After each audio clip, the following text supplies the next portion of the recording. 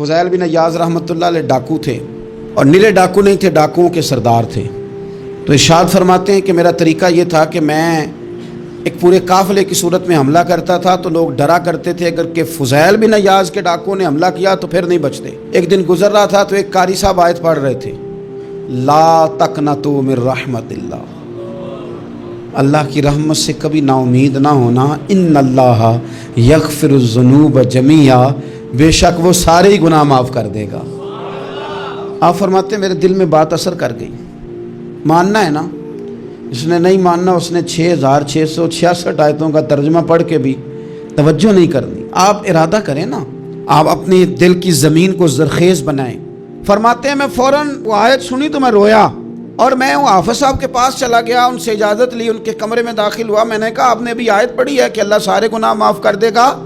تو جس بندے نے کئی سال ڈاکے ڈالے ہوں، بیٹیاں روتی رہتی ہوں پر وہ مال لے کے آ گیا ہو، مائیں واسطے دیتی رہتی ہوں پر وہ لوٹ کے نکل آیا ہو، اب جی اگر وہ بندہ بھی سچے دل سے توبہ کرے تو اللہ معاف کر دیتا ہے۔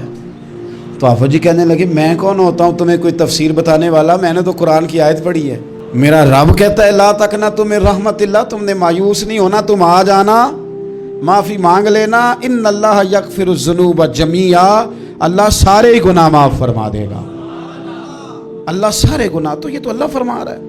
فضیل بن عیاض کہتے ہیں میں نے کہا ختم ہو گئی بات، توبہ بھائی۔ واپس آیا تو وہ میرے ساتھ جو تھے نا ان سے میں نے کہا سردار نیا تلاش کر لو بھائی۔ اب ارادے بدل گئے، پروگرام کچھ اور ہو گیا، اب تو لوگ ہمیں تانے دیں گے، اب تو لوگ باتیں کریں گے کہ اوتھے کی لین جانا ہے۔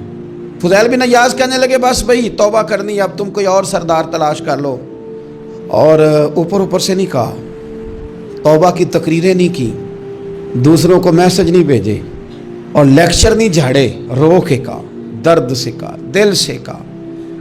تو وہ جو باقی کے تھے نا ان پر سردار کی بات کا اثر ہوا، کہنے لگے سردار ہم نے سردار نیا نہیں ڈھونڈنا، اگر چوریاں مل کے کی ہیں تو اب تو اس طرح تو نہ کر، توبہ بھی مل کے ہی کریں گے، اب اللہ بھی مل کے ہی کریں گے، اب بس تو اگر ادھر جائے گا تو ہم بھی تو جائیں گے نا۔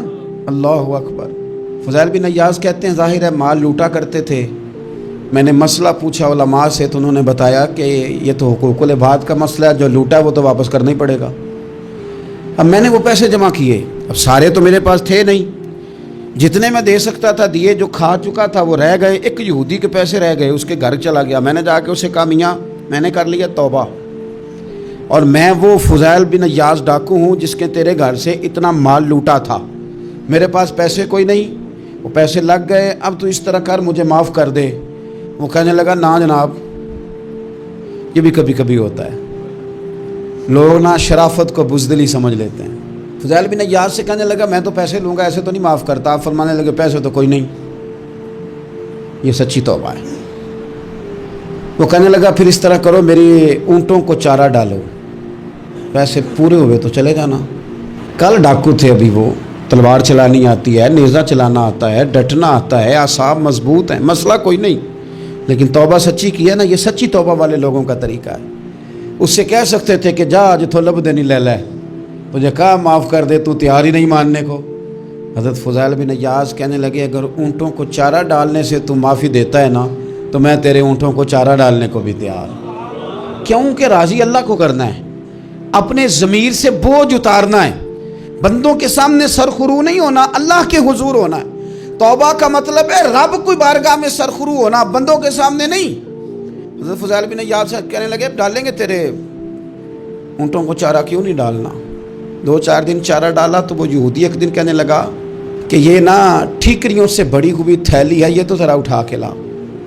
حضرت فضیل بن عیاض نے اٹھا کے اسے دی، جب اس نے کھولی تو اشرفیوں کی بھری ہوئی تھی۔ تو آپ فرمانے لگے تو کہہ رہا تھا ٹھیکریاں اٹھا کے لا۔ کہنے لگا میں تورات بڑی پڑھتا ہوں، عالم ہوں، میں نے تورات میں پڑھا تھا کہ مسلمان جب سچی توبہ کر لیں گے نا تو رب ٹھیکریوں کو بھی سونا بنا دیا کریں گے، پھر یہ مٹی کے ڈھیلے اشرفیاں بنا کریں گے۔ تو میں نا تیری توبہ چیک کر رہا تھا، یہ اس میں نے روڑے بڑے ہوئے تھے، لیکن تو اٹھا کے لایا، تو تیری توبہ بھی سچی ہے اور تمہارا دین بھی سچا ہے۔ اب اس طرح کر، معافی اس شرط پہ دوں گا کہ مجھے کلمہ پڑھا تاکہ میں بھی مسلمان ہو جاؤں۔ तौबा के मामले में एहसास, और मैंने कहा कि जिसने इशारा लेना है इशारा, एक जाजान नाम का ना गवैया था, आवाज़ बड़ी सुरीली थी। शराब खाने में जब महफिलें सजती थी तो माज़अल्लाह वो गाने गाया करता था, सुरीली आवाज़ थी। हज़रत अब्दुल्ला इब्ने मसूद हुजूर के सहाबी, हुजूर ने फरमाया अब्दुल्ला इब्ने मसूद उसी तरह कुरान पढ़ते हैं जिस तरह मेरे ऊपर नाजिल हुआ था। अब्दुल्ला इब्ने मसूद ना छोटा काद और पतली पतली टांगे थी हज़रत अब्दुल्ला इब्ने मसूद की। एक दिन दरख्त पे चढ़े हुए थे तो कुछ लोगों ने ना, बच्चे करते हैं ना मजाक, माज़अल्लाह कुछ ने कहा कितनी पतली टांगें। अल्लाह के महबूब अलैहिस्सलाम ने फरमाया क़यामत के दिन अब्दुल्ला इब्ने मसूद की टांगों का वज़न उहद पहाड़ से भी ज़्यादा होगा। ज़बरदस्त सहाबी हैं। और हुजूर ने फरमाया मैंने जिसको गवर्नर बनाया, किसी जगह अमीर बनाया, मशवरा करके बनाया, अगर मैं किसी को बग़ैर मशवरे के अमीर बनाता तो अब्दुल्ला इब्ने मसूद को बनाता। हज़रत अब्दुल्ला इब्ने मसूद गुजर रहे थे तो वो जो जाजान नाम का गवैया था वो गाने गा रहा था। हमारी जो तकरीरें हैं ना जी, मेरी तरह के लोग, वो चूँकि जुम्मा पढ़ाना है, 45 मिनट पास करने हैं, तो ना वो ज़ौक़ से तैयारी, ना वो दर्द, कौम की इस्लाह। एक मेरे हफ्सा फरमाया करते थे तुम्हारा बच्चा बिगड़ जाए तो कितने पापड़ बेलते हो सही हो जाए। यकदम खुदा न खास्ता खाकम बदहन करोड़ दफ़ा अल्लाह माफ़ करे, किसी बाप को रात को खबर मिल जाए कि तेरा बेटा नशा करता है, सोएगा रात को, रोएगा कि नहीं मुसल्ला बिछा। लेकिन ये सिर्फ अपने बेटे के बारे में है। काश कौम के हर बेटे के बारे में हमारा यही ज़हन बन जाए, यार ये क्यों बिगड़ गया है। और इस दर्द से जब हम इस्लाह करेंगे, तकरीर करेंगे, फिर आप महसूस करेंगे कि अल्लाह उसमें असर भी पैदा करे और उसमें तासीर आती। हज़रत अब्दुल्ला इब्ने मसूद गुजरे तो अब दर्द था ना दिल के अंदर, और अगर किसी ने तौबा करनी है तो एक जुमले से भी कर लेनी है। आप गुजरे, सुरीली आवाज़ कानों में आई, खड़े होकर कहने लगे कौन है? का जनाब जाजान नाम का गवैया है। मुस्तफ़ा करीम के शानों वाले ग़ुलाम की ज़ुबान से लफ्ज़ निकले, कितनी सोहनी आवाज़ है, काश ये कुरान पाक की तिलावत करता। अल्लाह अकबर, काश कोई ऐसा हो तो सही जो हमें कहे कि काश यार तू कुरान पढ़ता, कितनी सोहनी आवाज़ है, काश तू नात पढ़ता। कोई कहे तो सही, कोई कहता ही नहीं, कोई कहता ही नहीं कितना सोना चेहरा है, काश इस पे दाढ़ी होती। कोई कहता ही नहीं मेरी मिल्लत के जवानों को। सैकड़ों लोग हैं। एक बच्चा मुझे एक दफ़ा मिला लाहौर में, तो मेरे गले रख के इस तरह रोया जिस तरह आपको बिछड़ा हुआ रोता है। मैंने लगा पीर साहब मर जान लगे हैं, कोई साड़ी सलाह ही नहीं करता, खूब गए गुनाह में, कोई बाँ ही नहीं फटता, कोई मिले तो सही जो हमारे दुखों का मदावा करे, कोई नहीं, अपनी अपनी नफ्सा नफसी, कोई बात बताने वाला ही नहीं। मैं अक्सर दोस्तों से कहता हूँ कि बड़े शौक़ से सुन रहा था ज़माना तो हम ही सो गए, दास्तां कहते कहते लोगों का दिल करता है उनकी इस्लाह हो जाए, पर कोई दर्द वाला हो, कोई ऐसी बात हो तो तब है ना जी। आए हाय। हज़रत अब्दुल्ला इब्ने मसूद कहने लगे काश ये कुरान पाक पढ़ता। ये कह के चले गए। बाहर वो निकला ना, जब सारे लोग बाहर निकले उस माज़अल्लाह बुरी मजलिस से, तो चेम गोइयाँ हो रही थी कि आज तो यहाँ हज़रत अब्दुल्ला इब्ने मसूद भी आए थे। तो जाजान से किसी ने कहा कि आज ना हज़रत अब्दुल्ला इब्ने मसूद ने तेरी आवाज़ सुनी, तेरी आवाज़। तो वो कह रहे थे काश इतनी सोहनी आवाज़ से कुरान पढ़ता तो मज़ा आता, काश। वो कहने लगा नबी पाक के सहाबी ने मेरा नाम लिया है, गवैया होके मेरा जिक्र किया है। हज़रत अब्दुल्ला इब्ने मसूद ने मेरा नाम लेके कहा कि काश मैं कुरान पढ़ता, और मेरे लिए कहा मुस्तफ़ा के सहाबी ने। हुजूर से कुरान सीखने वाले की ख्वाहिश है कि मैं कुरान पढ़ूं। दौड़े गए, किधर मिलेंगे अब्दुल्ला इब्ने मसूद? फलां फलां जगह गुस्ल किया, वज़ू किया, पैरों में लग गए जाके। कहने लगे सोनिया जिसके कुरान पढ़ने की तारीफ़ मदीने वाले करें वो मेरे बारे में कहे कि मुझे कुरान पढ़ना चाहिए था। आज से मैंने ठोकर मारी सारे गानों को, सिखाओ मुझे कुरान, मैं कुरान ही पढ़ा करूँगा, मैं कुरान पढ़ूँगा, मैं पढ़ पढ़ के सुनाऊँगा। लोग मेरी ज़ुबान से अल्लाह के कलाम की तिलावत सुना करेंगे। कोई बैठा हुआ मुझे दूर दुआ देता है, मैं डूबता हूँ समुंदर उछाल देता है। कोई तो हो ना जो कहे, कोई तो हो। फरमाने लगे बस हो गई हुजूर, आप देखेंगे मैं कुरान ही पढ़ूँगा, मेरी ज़ुबान से अब अल्लाह की किताब की तिलावत ही हो गई, तय हो गई बात। तो किसी ने नसीहत लेनी है तौबा के लिए तो एक जुमला भी काफ़ी है, एक जुमला भी। और मैंने कहा कि अगर सिर्फ तकरीरें सुननी हैं वाज ही सुनने और सारी ज़िंदगी इसी पे लगानी है कि आज बड़ा जुमला का, आज बड़ा मज़ा आया, आज फलानी बात ओ हो पहली दफ़ा सुनी।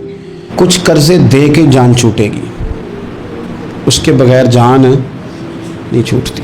अपनी क़ज़ा नमाज़ों का हिसाब लगाएं और उनको ना सही करके अदा करें।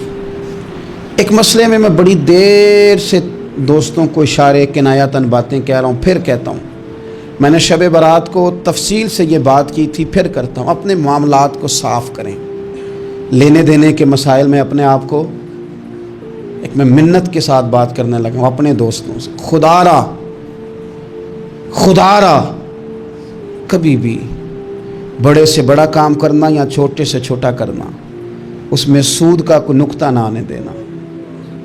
आपका दिल सख्त कर देगा, आपके आंसू ले जाएगा, कुछ नहीं बचेगा। जिस तरह पेशाब का एक कतरा कई मन दूध को तबाह कर देता है, ये सूद आपके असल माल। खुदारा, ये मेरी मिन्नत है, मेरी गुजारिश है।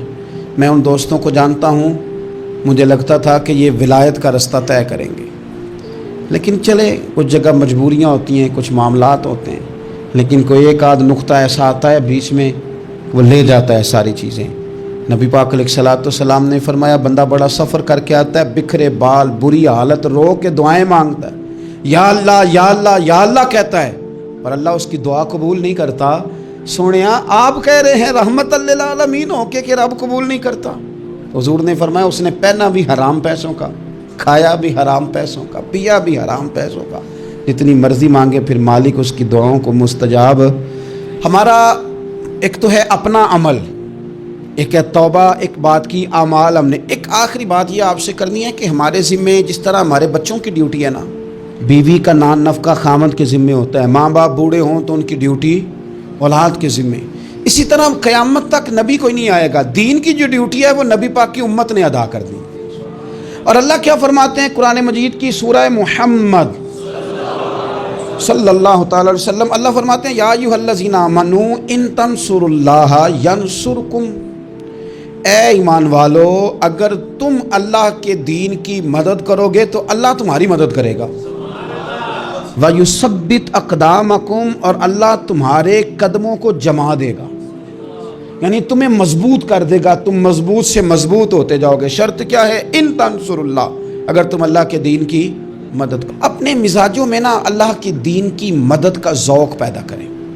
वल्लज़ी अरसला रसूलहू बिलहुदा व दीनिल हक़्क़ि लियुज़हिरहू अलद्दीन कुल्लिही, मैं पूरी दुनिया के मुसलमान हुक्मरानों को ये बताना चाहता हूँ कि ये जो मेरे नबी पाक का दीन है ना, ये दबने नहीं आया, ये गालिब होने के लिए आया है। और इस्लाम की फितरत में कुदरत ने लचक दी है, उतना ही ये उभरेगा जितना कि दबा दोगे। क्या समझते हैं इसराइल के गुंडे कि वो मस्जिद अक्सा में नमाजियों को तंग करके तो वो कहेंगे कि हमें पूछने वाला कोई नहीं। इस्लाम की फितरत में कुदरत ने लचक दी है, उतना ही ये उभरेगा जितना कि दबा दोगे। बांझ ना समझा जाए इस उम्मत को। बस ये जो मुसलमान हुक्मरान हैं, ये इतनी बात समझ लें कि तुम जब इन यहूदियों से, काफिरों से मुआहदे करते हो तो तुम्हें तो कुछ ख्याल नहीं आता, तुम तो सिर्फ दुनियादारी देख के चलते हो।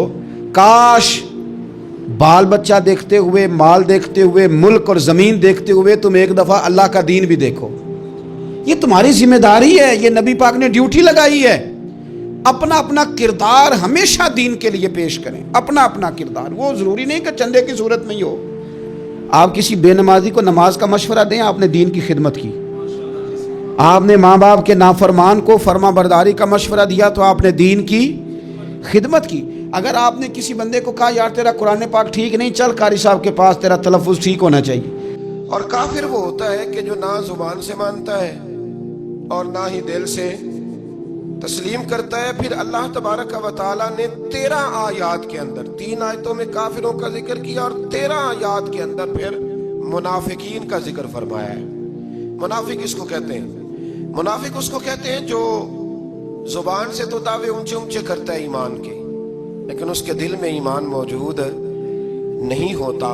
आप हैरान होंगे, यहीं पे बात को जरा गौर से समझे कि मोमिनों का जिक्र 5 आयात में और कुफार का 3 आयात में, पक्के कुफार का। और मुनाफिकीन के लिए अल्लाह ने अगले ही रुकू में 13 आयात बयान फरमाई। 13 یہ خطرناک گروہ ہے منافقین کا، یہ خوفناک لوگ ہیں، یہ وہ چھپی ہوئی بیماری ہے کہ جس کو پکڑنا تھوڑا مشکل ہے۔ کچھ بیماریوں کو ڈاکٹر کہتے ہیں نا یہ خاموش قاتل ہے، قتل کر دیتی ہے پر پتہ نہیں لگنے دیتی۔ اسی طرح منافقین کا ٹولہ ہے۔ قرآن مجید کہتا ہے ان منافقین کے بارے میں وَمِنَ النَّاسِ مَن يَقُولُ آمَنَّا بِاللَّهِ وَبِالْيَوْمِ الْآخِرِ وَمَا هُمْ بِمُؤْمِنِينَ، اے محبوب کچھ لوگ کہتے ہیں ہم اللہ اور آخرت پر ایمان لائے، لیکن وہ ایمان لانے والے نہیں ہیں۔ تو جب رب کہتا ہے نہیں ہے، آج کسی کو کہہ دیا جائے نا کہ وہ بندہ جھوٹا کلمہ پڑھتا ہے، اس کی باتیں نہیں بتاتی، تو کہتے ہو آپ ایک کلمہ گو کو برا کہہ رہے ہیں۔